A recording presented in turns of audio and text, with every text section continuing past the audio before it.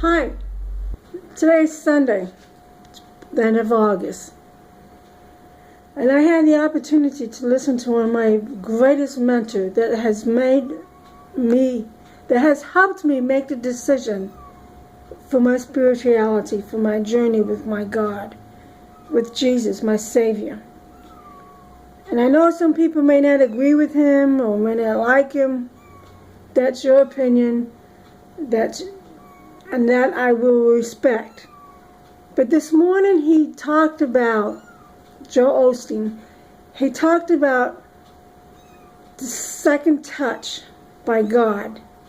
And one of the things that he brought up was seeds planted. And I can say for one thing that he planted a seed. For many years I didn't go to church.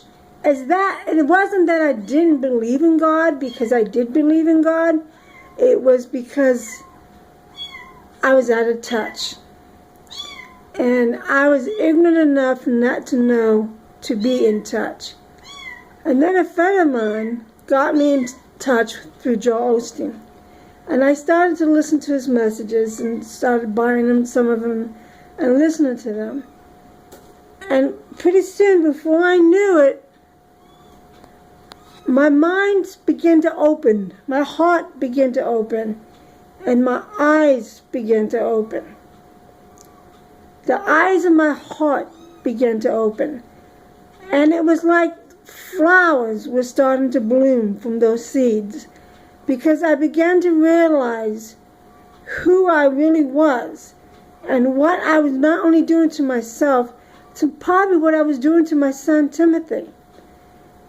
And through God's grace and God's love and forgiveness, those seeds that were planted by this man,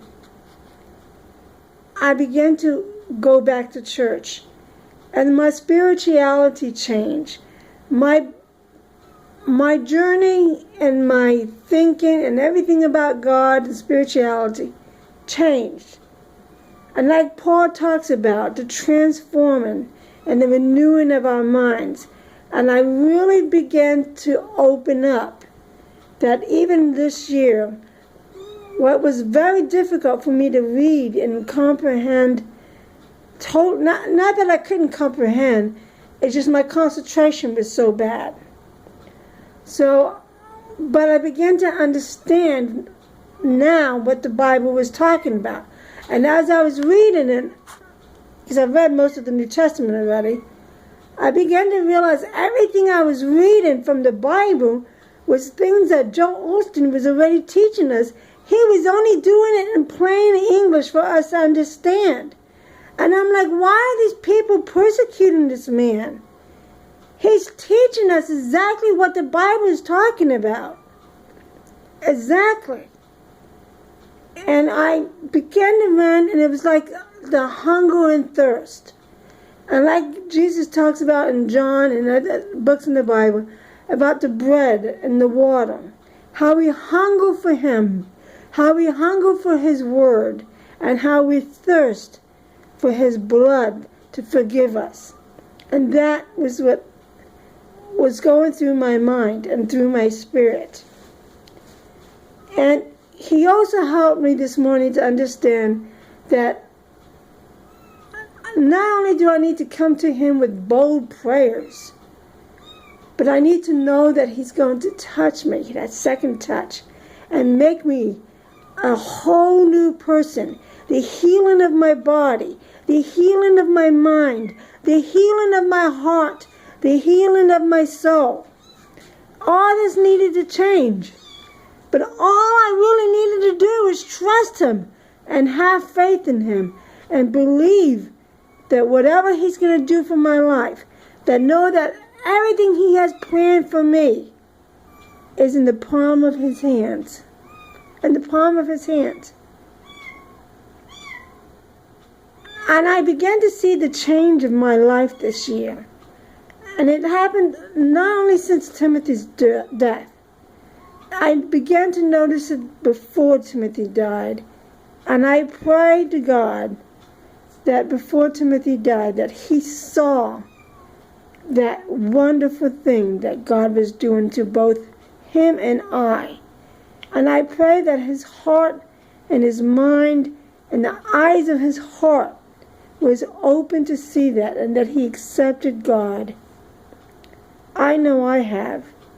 I accepted Jesus as my Savior. I believe that he's forgiven me.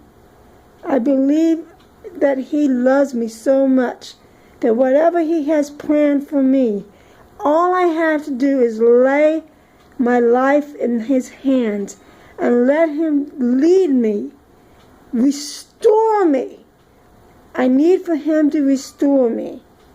And I need for him to open your heart, open your eyes, open your mind, so that you too can see the love of Jesus. To see what he can do for you.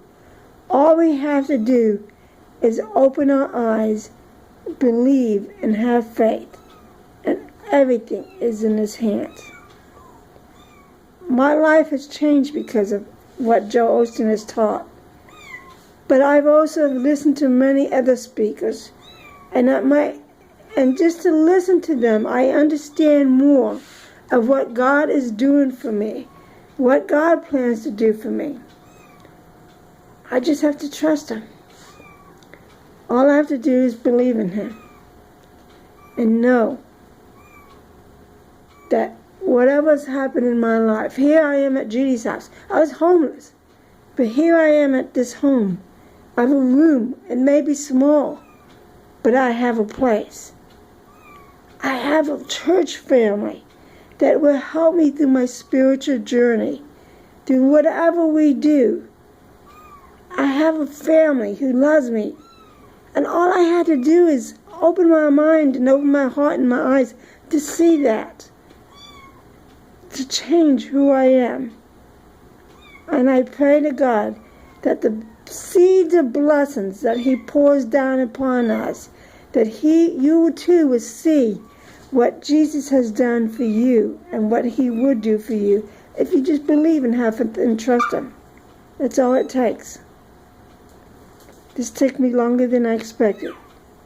But I hope that this spiritual journey that you too go on, that this spiritual journey, this path that he has us on, whether it be rugged or smooth, it's there to build our characters to be like him. Because Jesus will be here soon. And I want to make sure that I am ready for Jesus' second coming. I want to make sure that I will meet my son, my mother, my grandmother, and many others in the kingdom of heaven.